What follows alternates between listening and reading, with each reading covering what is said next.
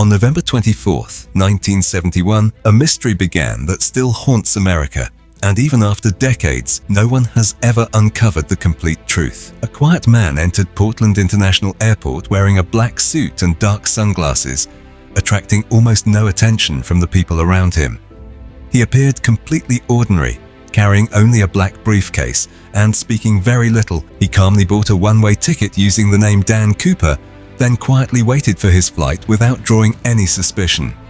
No one inside the busy airport suspected they were witnessing the beginning of one of the greatest unsolved mysteries in American history.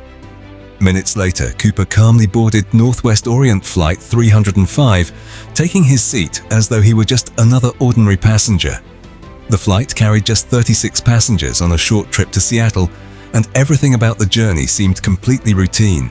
Everything seemed perfectly normal after takeoff, and no one on board had the slightest idea of what would happen next. Then Cooper quietly handed a folded note to a flight attendant, doing so with remarkable calm and confidence. At first, she assumed it was nothing more than another passenger trying to give her a phone number or a friendly message. But Cooper leaned closer and calmly told her to read the note carefully, making it clear that this was no ordinary message. The note claimed he had a bomb hidden inside his briefcase and warned her not to make any sudden moves. She froze as she looked inside the briefcase and saw what appeared to be explosives. Unable to hide her growing fear, there were no screams, no panic, and no chaos inside the cabin. Only a heavy silence filled with growing tension. The calm stranger had just begun one of America's greatest unsolved mysteries, one that would puzzle investigators for decades to come. Cooper demanded $200,000 in cash, along with 4 parachutes, giving authorities very specific instructions to follow.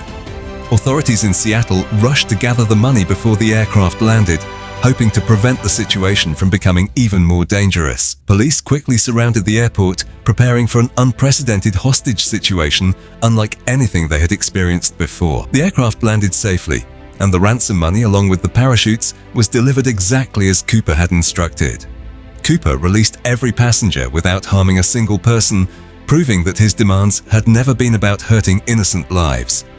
Only the pilots and a small group of crew members remained on board as the strange hijacking entered its next stage. Then Cooper ordered the aircraft back into the dark and stormy night sky, beginning the most dangerous part of his plan. He instructed the pilots to fly unusually low and much slower than normal, following a very precise route through the darkness. Outside, heavy rain, freezing temperatures, and powerful winds surrounded the aircraft, creating extremely dangerous conditions for anyone outside. Cooper quietly prepared his parachute while no one could clearly see exactly what he was planning to do next. He calmly walked towards the rear staircase carrying the ransom money, showing no signs of fear or hesitation. Moments later, the rear staircase slowly lowered into the freezing night air as the aircraft continued flying through the storm.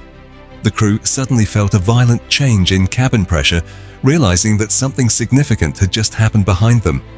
Then, somewhere above the dark forests of the Pacific Northwest, Cooper disappeared forever without leaving a single eyewitness behind. No witness ever saw him land safely, and to this day, no one truly knows what happened after that jump.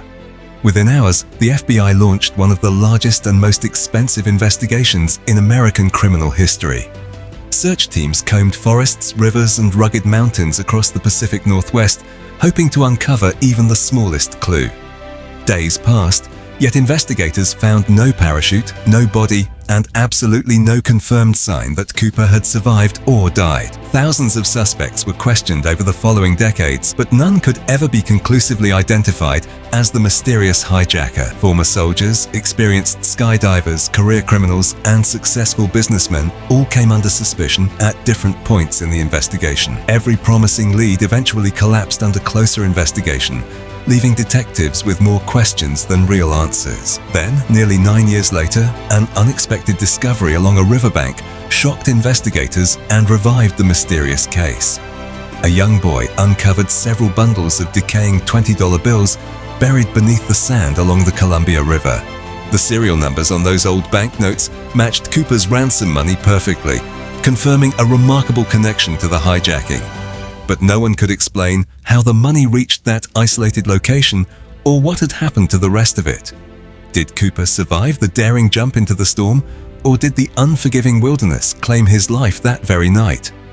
Experts continue debating the mystery even today, but no theory has ever been proven with enough evidence to solve the case. In 2016, after 45 years of investigation, the FBI officially closed its active case without ever identifying the mysterious hijacker.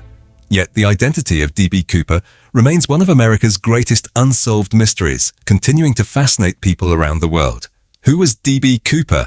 And where did he disappear after that incredible jump? The answer may forever remain one of history's greatest mysteries. If you enjoy real mysteries, forgotten history, and untold true stories, subscribe to Prime Documentaries.